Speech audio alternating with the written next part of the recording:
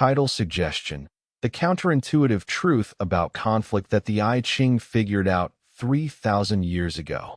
In 1000 BC, the most powerful advisors in the legendary Zhou dynasty didn't try to stop arguments in the royal court. They looked for them. They cultivated them. Because according to the oldest book in human history, if every person in your circle agrees with you, you are already losing.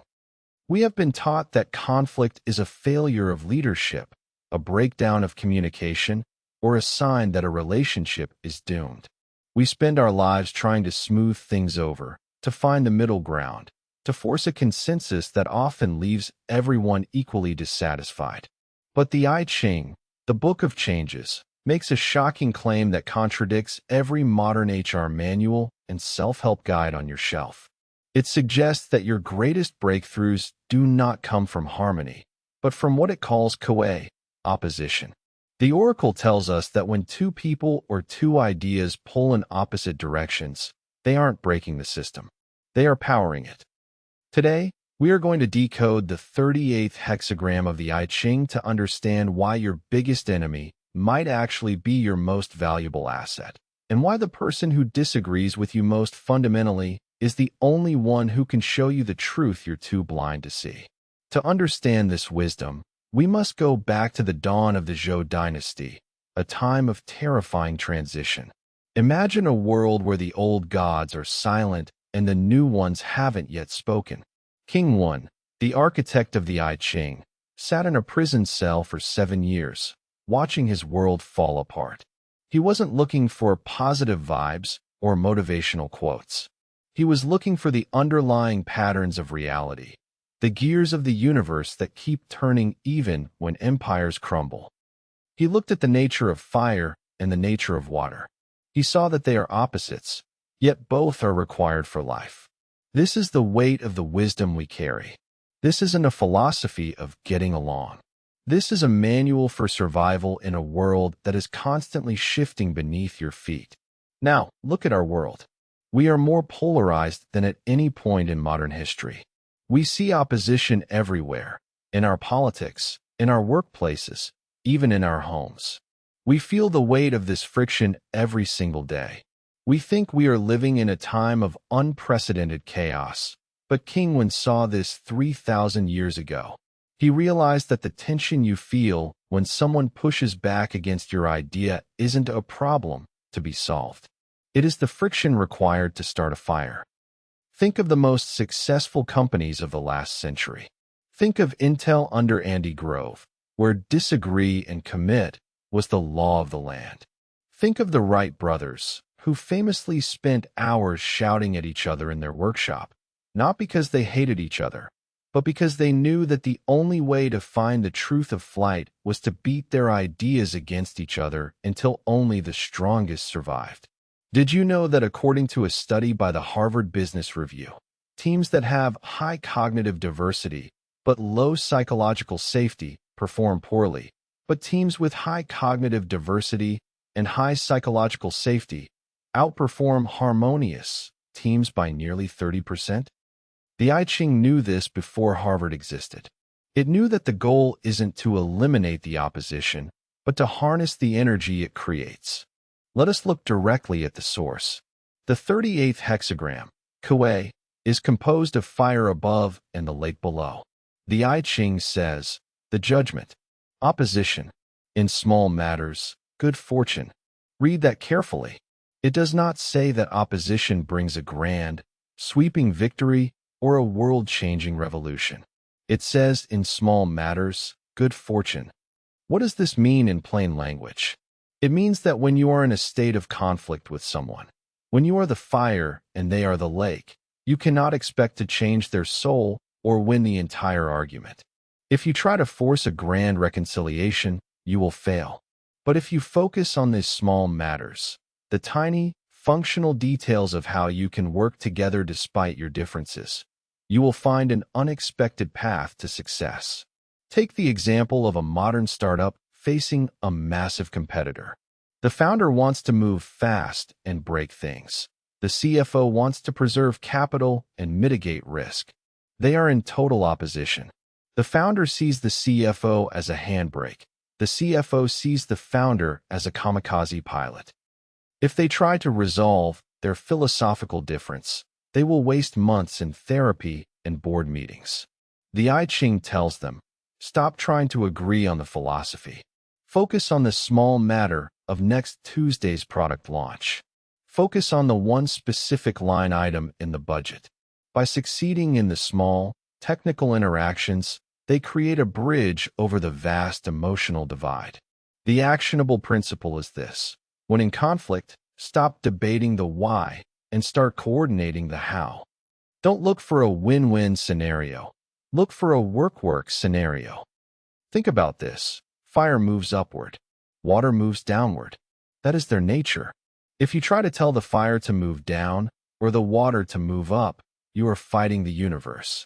Are you currently trying to change someone's fundamental nature just so you can get your way? The I Ching continues with the image of the hexagram. Above, fire. Below, the lake. The image of opposition. Thus, amid all diversity, the superior man retains his individuality. This is perhaps the most profound psychological insight in the entire book.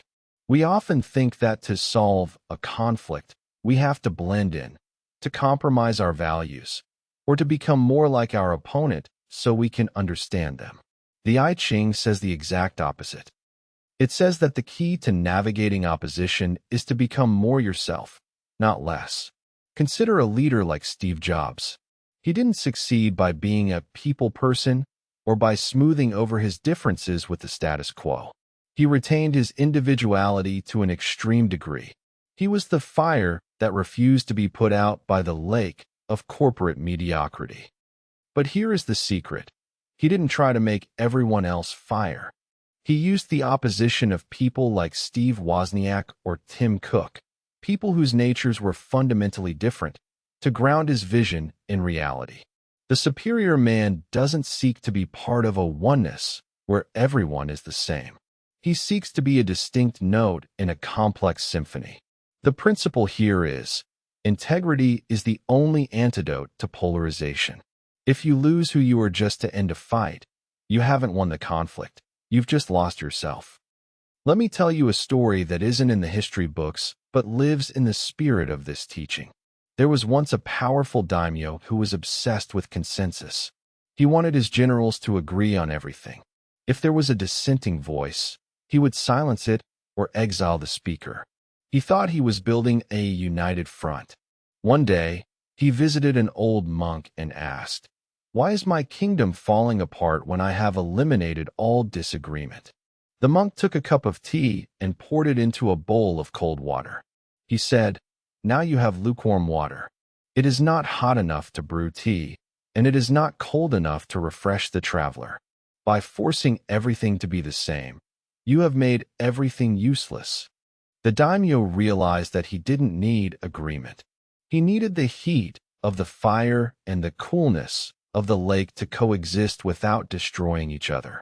He went back to his court, and, for the first time, he promoted the man who had disagreed with him the most. Not because he liked him, but because he needed that cooling influence to balance his own heat. Have you noticed that the most toxic echo chambers on social media are the places where people are the most miserable?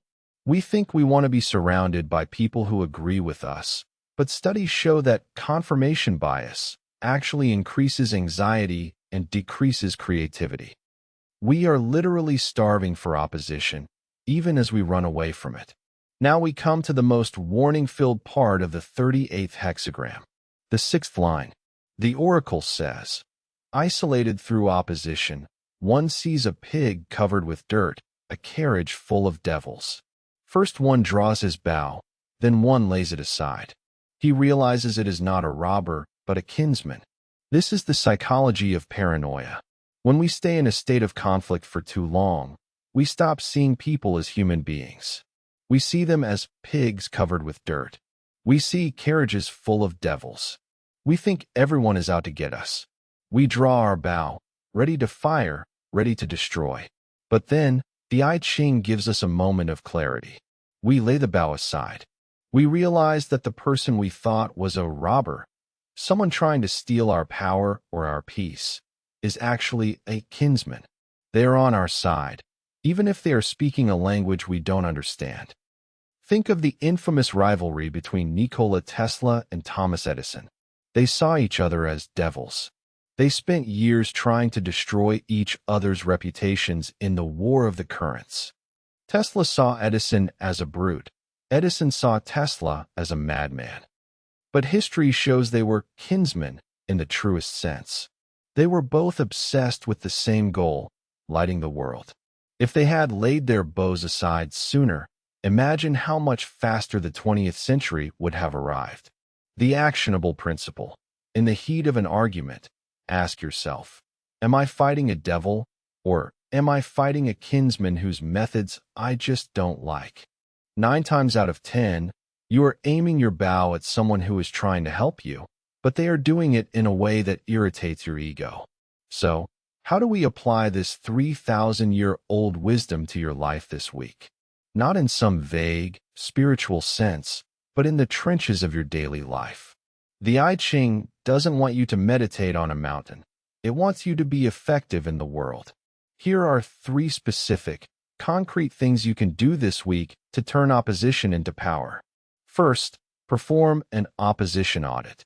Think of the one person in your life who frustrates you the most right now. The colleague who always shoots down your ideas, the partner who questions your every move, or the neighbor who complains about everything. Instead of avoiding them, I want you to find one thing, just one, that they are fundamentally right about. Maybe their delivery is terrible. Maybe they are rude. But look at the substance. Is there a small matter where their perspective actually fills a hole in your own? By acknowledging that one point of truth, you lay aside the bow. You transform them from a robber into a kinsman. Do this tomorrow morning. Walk into their office or send them a message and say, "You made a point last week about X, and after thinking about it, I see where you're coming from." Watch how the energy of the room shifts instantly. Second, use the fire and water protocol in your next meeting or difficult conversation. Before you start discussing the problem, explicitly state the value of the opposition. Say, "I am looking at this from a growth perspective, which is like fire moving up. I need someone here to look at this from a risk perspective, like water moving down. We need both to succeed." By labeling the opposition as a natural, necessary force, you remove the personal sting. You aren't fighting anymore. You are balancing. This allows you to focus on the small matters of execution rather than the large matters of ego. Third, practice the individuality reset. The next time you feel pressured to fit in or compromise just to keep the peace, stop. Remember the image of the hexagram. The superior man retains his individuality. Ask yourself, am I changing my fire nature just because I'm around water? If you lose your distinctiveness, you lose your value to the group. The most respectful thing you can do for your opponents is to be the most honest, clear version of yourself. Don't be lukewarm water. If you are fire, burn bright. If you are water, stay deep. The good fortune comes from the clarity of the difference, not the muddiness of the compromise. If you do these 3 things, you will find that your stress levels drop significantly. Why? Because you are no longer trying to do the impossible. You are no longer trying to make the world agree with you. You are finally working with the way things actually are. The oracle of the I Ching doesn't promise a life without conflict. It promises a life where conflict has meaning.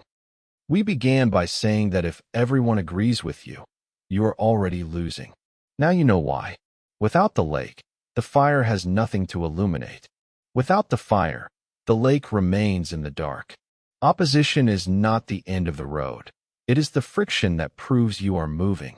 As you move through your week, don't fear the person who stands against you. They are the mirror you cannot provide for yourself.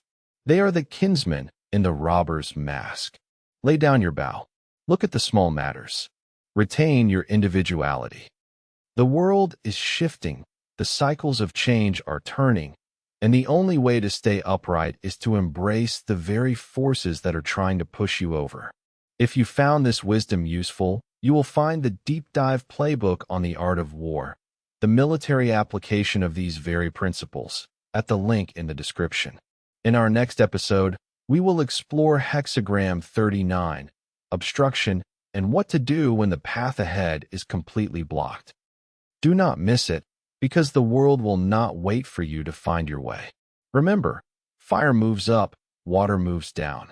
Everything is exactly as it should be. Seek the wisdom in the change.